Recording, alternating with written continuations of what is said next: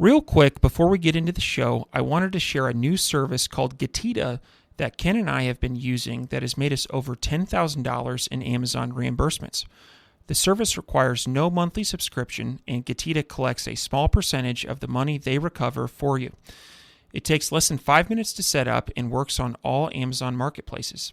Go to Getita.com, Getida, and enter promo code FTM400. That's FTM for Firing the Man 400 to get your first $400 in reimbursements commission free.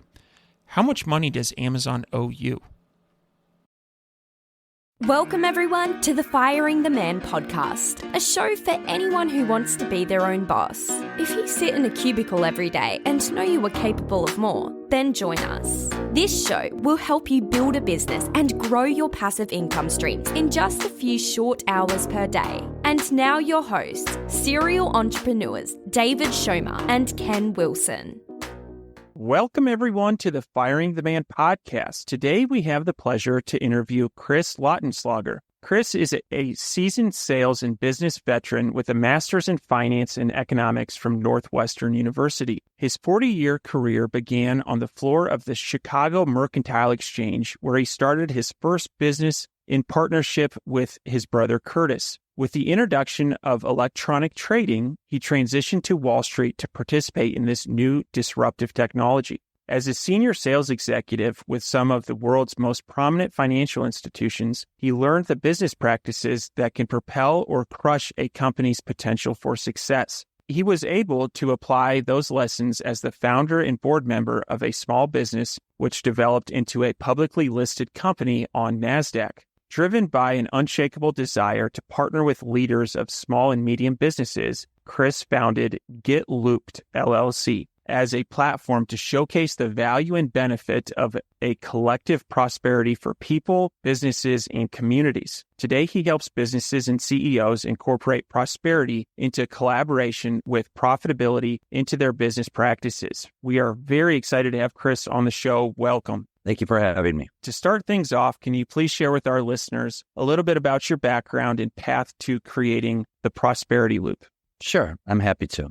I've been on the small business side of the world, and I've been in the big business side of the world working for the man. I've experienced both, pluses and minuses. I'll start with the small business because that's where it all started. I started growing up a family that had a small business. My father had a small paving company. We grew up with that business. And anybody that's ever been in a household with a family business knows that that business is like a member of the family. Everyone's involved and everyone participates. And so I grew up experiencing the pluses and minuses, the good, the bad, the hardship, the fears associated with being part of a small business. And then when my father passed when I was 19, I listened to the advice of society. Went to the best school, got a job at the biggest and best firm, went to make as much money as I possibly could, wanted to be a big shot, and sort of got there and pursued what that was like until I retired. And then I retired and moved to Breckenridge, Colorado for a number of years, came out of retirement after the pandemic. And what pulled me out of retirement, one is, actually, retirement's not all it's cracked up to be. I'll put that as an aside. People are rushing to find a place to die. I don't understand it. I fell for that. I bought into a lot of the American dream stories. And one of them was you work as hard as you can and you retire and then you can kick back and enjoy life. Well, I did that for 4 years and was bored to tears. It doesn't mean that there's not a role for that or that it's great for some people. But I found for me, I love being engaged. Moving into an arena in which I can have a small business, participate in a business environment, and have purpose. And my purpose with GitLooped is to be an advocate and advance the causes of small businesses. During the pandemic and the lockdown, small businesses got the raw end of the deal. They did not. They sacrificed for all of us. And it's time that we start to pay back that responsibility to them because they are the fabric of our society. They are the heart and soul of our communities. And I think we learned during the pandemic that if we don't take care of them, they'll disappear. And so I'm on a mission to re-engage and rebrand small businesses as being cool. I think being a business owner is the greatest thing you can possibly be. There was a time in our lives where it was common to hear people say, hey, small businesses are the backbone of this nation. Well, when was the last time you heard that? And it's crazy because small businesses still are the backbone of our nation. Do you know that according to the SBA, 99.9% of all registered, of all created businesses are small businesses, and that over 47% of the private workforce work for small businesses? We are this country. And so I don't hear anybody out there saying we need to make a conscious choice to support small businesses until me. I want to be that person. I want to be the person that reminds all of us that we're all in this together. The hair on my neck is standing up. This is getting me pumped up because, that's Ken and I, that's us, that's our listeners too. We're very proud of the small businesses that we run. Man, oftentimes it does feel like sometimes we're forgot about. That I'm excited. I'm really excited for this podcast and to get into it a little bit more. Before we dive into, go any deeper into the podcast, I do want to pause. I want to ask you a little bit about your upbringing. So you had mentioned that your parents had a small business and you were involved in that. And so I've got young kids, Ken has kids. A lot of our listeners have families. And so I'm curious, if you think back to your upbringing, what were some things that your parents involved you in the business that really helped as you went on to achieve great things? And what were some things that they may have done a little bit differently? Again, my last name's Lautenslager. We have my father was very German heritage. There wasn't a lot of negotiation in our family. There was, we're doing this. And actually, that's one of the best lessons that I learned is we're working, we're participating. We are all part of this together. I think that's a really valuable lesson for all of us. I think that particularly with the distractions of social media and everyone looking at their phone, when I see my daughters talking to each other and their friends, and they're all in the same room via text, it drives me absolutely crazy. I don't understand that. And I try to discourage it by always having activities rather than fighting against a very powerful social trend. It's much easier to provide alternatives, to find things that are fun to do. Sure, they might want to take pictures of it, but at least you're engaged. I remember and I'll come back to your question. I'm sorry, David, I'm going down a little bit of a rabbit hole. I remember when my daughters were in high school and I was divorced and they wanted to spend time with their friends. Hanging out with dad on the weekend when I'm in New York City and all their friends are up in Connecticut was an increasingly losing battle. The way that I was able to re-engage in their lives was to get a place up in Vermont, teach them and all their friends how to ski. Who wants to come up to Vermont and go skiing? Who wants to come up to Vermont and go camping? I do.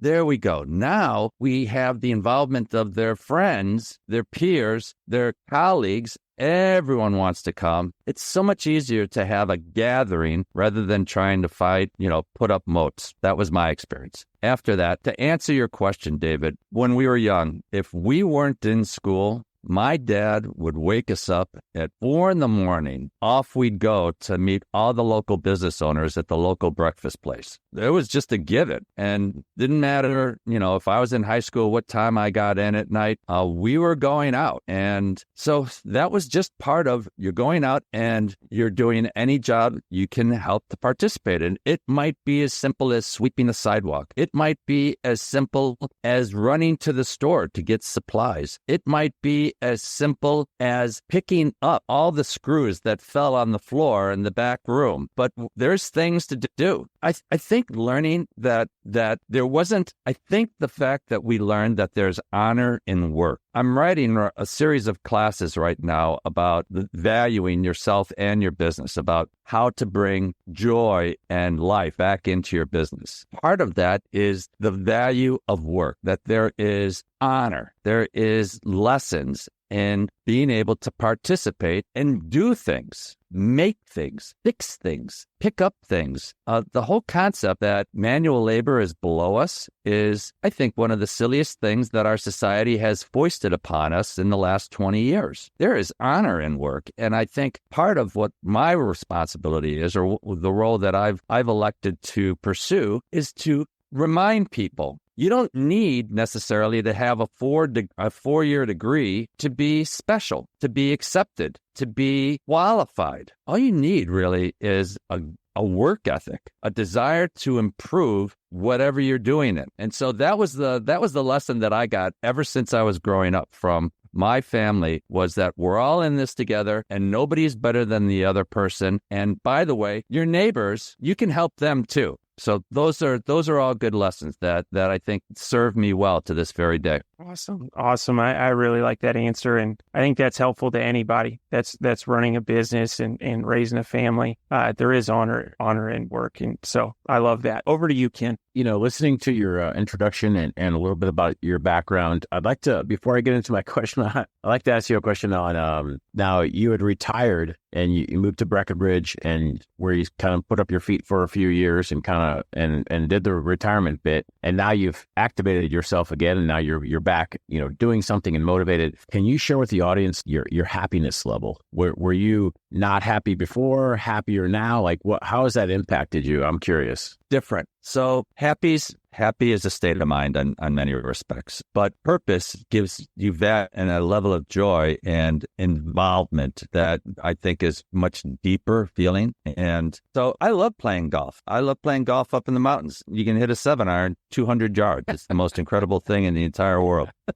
Yeah, I love skiing. I love to go skiing. I love hiking. I love biking. I enjoyed all that. However, there was a lack of, and I'm not saying this to be disrespectful to people in Breckenridge. I just like to be able to talk about things that are more engaging, that are more challenging. One of the things that I live in Chicago right now, I go and do a lot of really fun things with a lot of really interesting people. For instance, last night, I went to an event that was a fundraiser for a group which is raising money to bring the story of Soul Train. Do you remember Soul Train on Saturday mornings? Everyone does. They're raising money to bring Soul Train to Broadway. And they had a couple of the actors that are already cast there. These are world-class Broadway quality stars that have been in other productions. And they did a couple of their songs. They did a couple of the scenes. And you're 10 feet away. It was awesome. It was just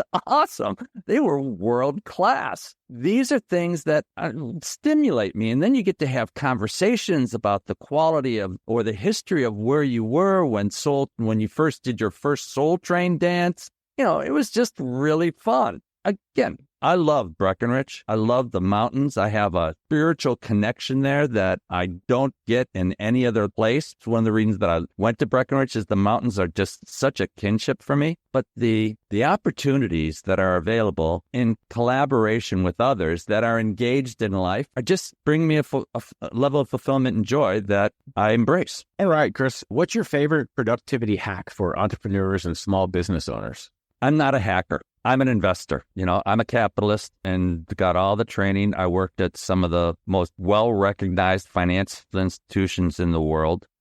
Sure, some riches are created shortcuts, but really, I believe in investment. And for me, the way that you create productivity, the way that you create value is by investing in yourself. One of my favorite sayings and beliefs, I live this, is the best investment you can ever make is investing in yourself. So I get up very early every morning and I purposely meditate. I purposely read. I purposely journal. I think about what the day is going to be like, visualize about how I want certain meetings to go in preparation for them.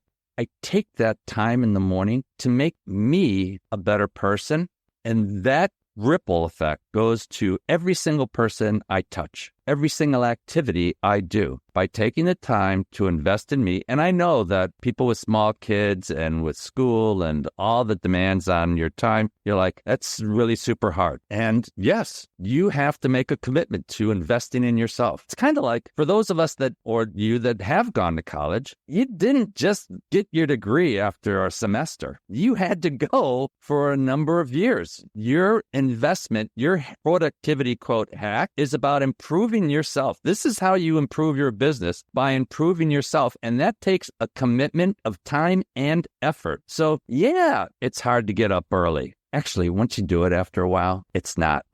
Here's the secret, gentlemen. I love that time to myself in the morning. Before things start getting crazy, before all the demands start coming, before all of the requirements, all the tasks, all of the busyness, all of the business, that time in the morning is turned into my favorite part of the day. So does it mean I get up a little bit early? Does it mean I go to bed a little bit early? Yeah. But boy, that's the best productivity investment that I think any of us can make. Invest in yourself. Let's talk a little bit about leadership. How do you define leadership? This is going to, actually, I'll just say rather than qualify. To me, the best leader is the person who recognizes that he's not doing it alone, okay? When I was growing up, when I was younger, I was a, quote, self-made millionaire. I made my first $1 million when I was 28. And boy, was I full of myself. What I've learned is that I had a whole team of people that I didn't give credit to during that time. Best advice is to invest in others, okay? If you're going to be successful in business, recognizing and identifying your people as your greatest asset is the best thing you can do to increase your profitability in your business. And I know this is counterintuitive at times because, believe I have a team myself, and I look at my biggest expense is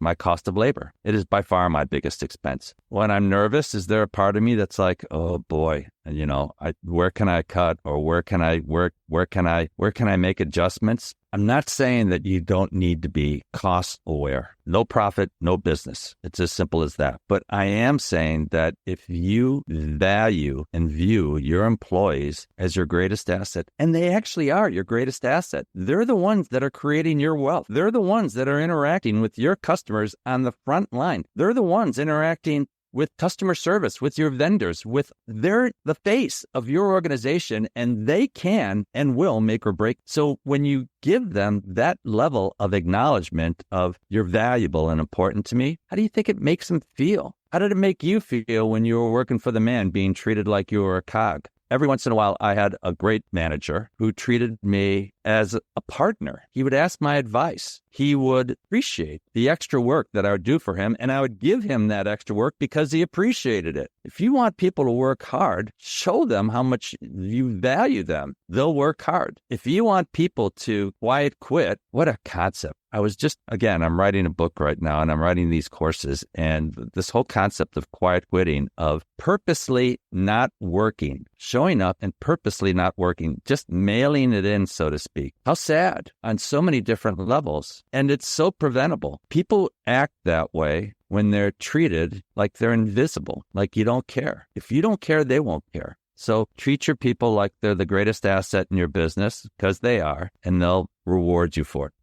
I really like that. What have been some ways that you have found to recognize employees? There's recognizing somebody publicly at a meeting. There's the employee of the month parking spot. So using investment terms, what tends to be a high ROI? And I don't mean that in getting more out of somebody, but really making them feel appreciated and letting them know that you really value their hard work. What have been some methods of communication that have stood out as very effective? Ask their advice. What do you think?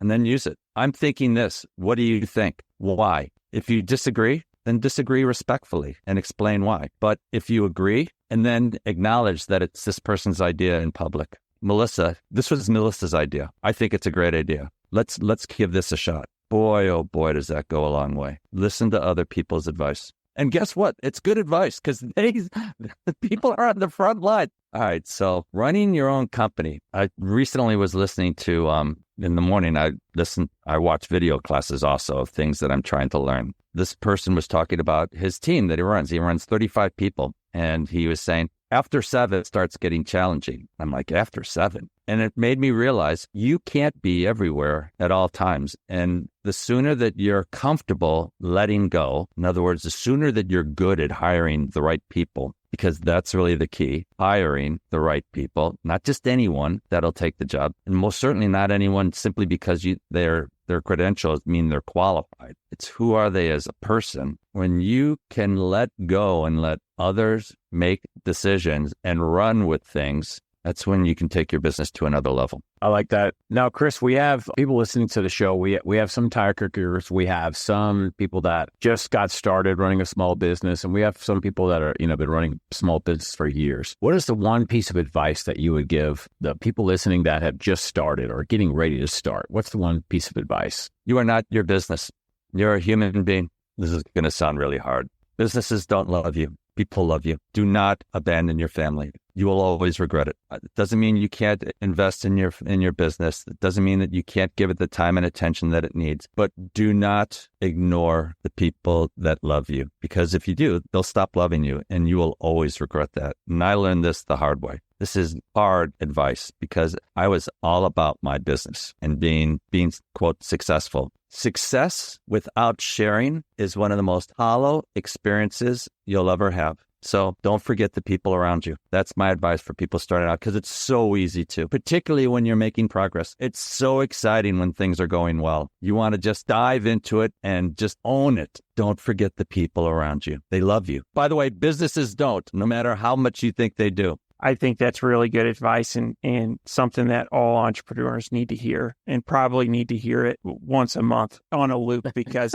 constant juggling, but you're absolutely right. And that is really, really good advice. So now, during the intro, we talked a little bit about Prosperity Loop, and I'd like to get into that a little bit more. How does Prosperity Loop benefit small and medium-sized businesses? And maybe could you start with what is it? So the Prosperity Loop, after the pandemic, I'm looking at businesses and I'm thinking about it a lot. I'm thinking during the pandemic, I had a lot of time to think, and I started journaling then. And so I started journaling and ideas come.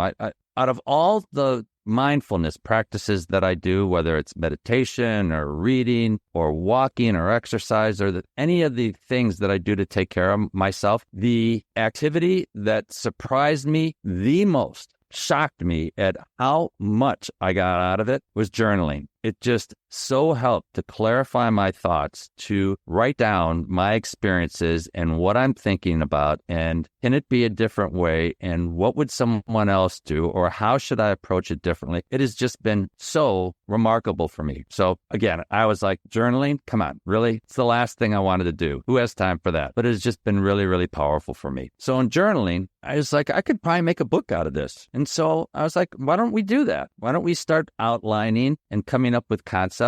And book is a reflection of the ideas that I had during the pandemic around two fundamental themes. One, I've already talked about, that people are the most important asset that you have in your business. And so some of the aspects of the Prosperity Loop that I talk about are how to create purpose for yourself and others within your team. Okay. People don't want to follow a leader. People want to be inspired by a leader, but people want to participate in a cause. Okay. So if you can find things that everyone can rally around, you're going to get a lot happier and a lot more committed work. So I talk about creating value. I talk about value creation. So purpose, and then value creation about having values. And when I talk about values, people often think of a couple of different things. One is, how do I value my company? In other words, what's it worth? I'm talking about your personal values of what's important to you. People like, my morals, what's right, what's wrong, what's good, what's not so good. In this case, it's about what makes you happy individually. What brings you joy? What is it in life that you've identified, and many people don't go here, I help you, that you identify that invigorate you? And when you can start identifying what your values are, it makes many of your decisions so much easier. Should I do this or should I do that? Well, I found I might make more money, but working for people that constrict my freedom don't make me happy. So maybe I won't go down that road. When you have guideposts, guideposts are there to give you direction, and they're usually set in very strong set rocks in the 312 BC, the road did the Appian Way. It was called the mother of roads, and it was their primary main line to be able to supply the Roman troops. And from that, all other roads were created. It's where the saying, all roads lead back to Rome, come from. So along the way of these roads would be these big, huge stones that would have directions, guidelines of how far away is the next destination? Where could they go for shelter? Where can they go for food? So that's where guideposts actually were created from. And those are your values. They're your guideposts. So creating a course that allows you to be able to identify what your guideposts are and how to use them. I found that to be super helpful. That came from the book, sharing the profitability of the company with your employees. Okay. I know many business owners that have gotten rich from their company and pay a above average market rate for their employees and feel good about that. Okay, great. I'm not going to argue against that. That's the way most businesses operate. I would like to position the concept that they're helping you create wealth, change their lives. If you're making real money, and I'm not saying increase your fixed costs, but there's incentive programs, there's way to help reward people that are significant to your organization. There's many business owners that I'm talking to are like, how do I keep key employees? They all keep getting hired away by, larger, more profitable firms. I'm like, make it worth their while to stay. And some of that is compensation structure. Some of that is value structure. Do we have a culture and a value that rewards each other and values each other? So I talk about values, I talk about shared rewards, and I talk about communication. Taking the time to make yourself available to talk to others. It's really easy as a CEO or senior management of a company to insulate yourself with the circle of your friends, peers, and senior management, or maybe one level down. Get there early. Go for a walk around the office. See who's there early. They're superstars. Ask them their opinion. They're there early for a reason. Stay a little late. Talk to people and show them that you care what they think. These are some of the principles that I talk about in the prosperity loop, just about changing the way that you approach your business. Because one of the joys associated with having a small private business is you can do things the way that you want that makes you and your team feel special. JP Morgan Chase. Okay, I'm going to bite my tongue here on 5 different things. Jamie Dimon made the comment that he wants to make a larger contribution to community and institute a number of proposals to provide resources and funding, be able to create a number of different initiatives. All sounded great. The board of directors and activist shareholders, all of those proposals down dead. Because as Milton Friedman said in 1970, which has become the mantra, public company capitalism today, is the purpose of public companies is to increase shareholder profits. Period. So to expect a company to ever do anything outside of increasing shareholder profits is a fallacy. They won't do it. That's why I say companies don't love you. They actually are legally bound not to. They have a fiduciary responsibility to increase shareholder value. So when you're curious as to why bonuses aren't going up or why benefits aren't being increased or why hours are being increased or why staffing's being reduced and you're doing the job for 3 now, it's because the only responsibility that management has is to increase shareholder value. Whereas small private businesses, we can do anything we want. All we have to do is stay in business. We're the organizations that are going to change the culture of this country. We're the organizations that are going to reconnect the fabric of our communities. We just have to reorganize and reprioritize what the purpose of our company is. If we try to mimic being focused strictly on money and compete against large companies in that environment, we will lose. They have more resources. They have greater inventory. They even have easier distribution. They can deliver things to the people's front doors cheaper than you can. What you have is the ability to connect and make contributions and value to your customers and community. That is your secret sauce. That is your superpower, are your people and your customers and your community. Be of value to all of them, and you'll do so much better. I really like that concept. It's very deep and something that large corporations are not doing and, like you described, won't do ever because that's eats into profitability, right? And so Actually, can I tell you a side story? I think everyone that's ever worked for the man has a story of when they realized that they weren't being loved by their company. Yeah. There was a moment in which there was a clarion bell in which they were like, wow. And that's when many people become, quiet quitters. There's better ways. But for me, that clarion call came. I was working for an organization and I love this company. I love the people in it. I love the product that I sold for it. And I was crushing it. I was working constantly, traveling all around the country. My 40th birthday, it's in January. The company has an annual meeting. They're down in Disney World celebrating a company-wide event of, that's when the company meeting is. And they're going to honor the Employee of the Year. I won that award. I was Employee of the Year for this company. There's about 150 people in it. I was Employee of the Year. I was so proud. I was so happy. I would do anything for this company and was willing to and did in many respects.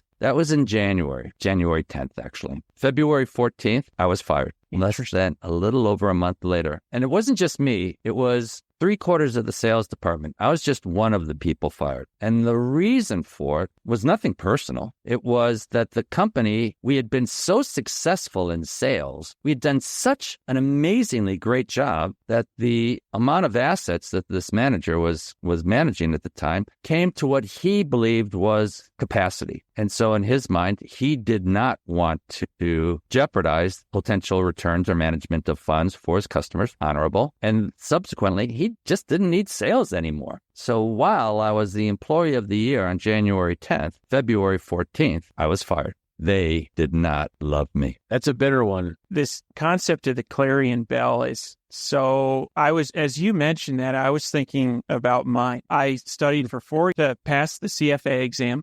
They told me what my bonus was going to be. I had it in an email and I passed the CFA. Came time to pay out that bonus and it was significantly lower than what I had thought. Pulled up the email and I said, here's the email where it says what my bonus should be. And I got in trouble for violating the 18-month email retention policy. That is when it switched. It was like a flip switch. And I was like, I am not going to devote any more time to this. And I bet I started the company that I run today inside of 2 weeks.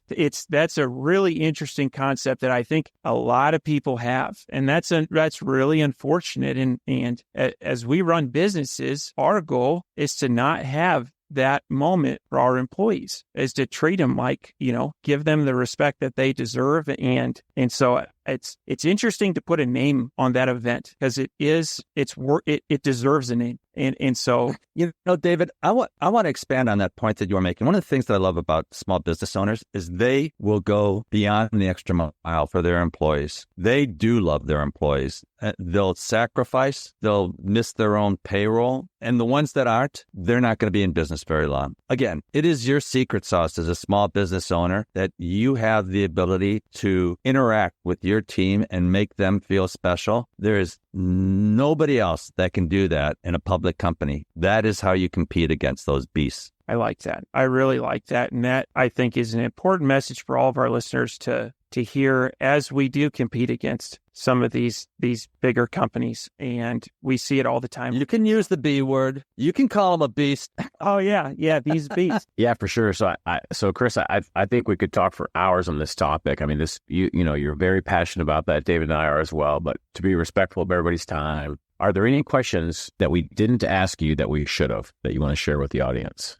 Yes. How to get a hold of me. You can get a hold of me by going to my website at www.get-looped.com. That's GET-LOOPED.com. We have a number of opportunities to be able to work with me. I have this course coming out.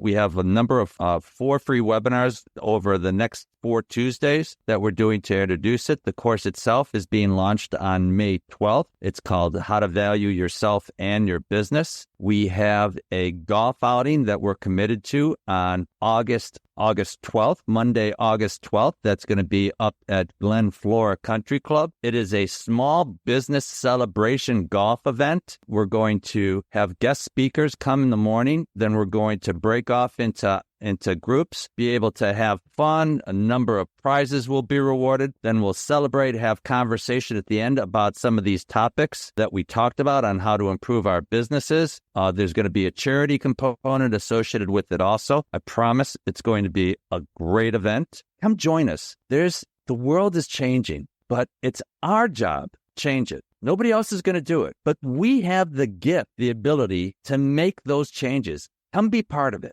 Very nice. And what type of business owner would benefit from the services of GitLooped? So I'm not about how to increase your margins by 10%. I'm not about how to streamline your supply chain. I'm about how to re-engage your life to give you a sense of joy and value in working in your business and with others. So if you've been losing a step, if you've been disengaged, if you find yourself being irritable, come spend some time with us and remember what it's like to be fortunate, because we're all so fortunate. Well, Chris, for every guest we have on the show, we run them through the ringer. It's called the Fire Round, and it's a series of 4 rapid-fire questions. Are you ready? Oh, boy. You see how much of a how chatty I am, so this is going to be hard for me. I'll try to keep my answers short. What is your favorite book? This is going to be a little revealing. Alcoholics Anonymous changed my life, gave me a whole nother world. And anybody that's out there that needs to experience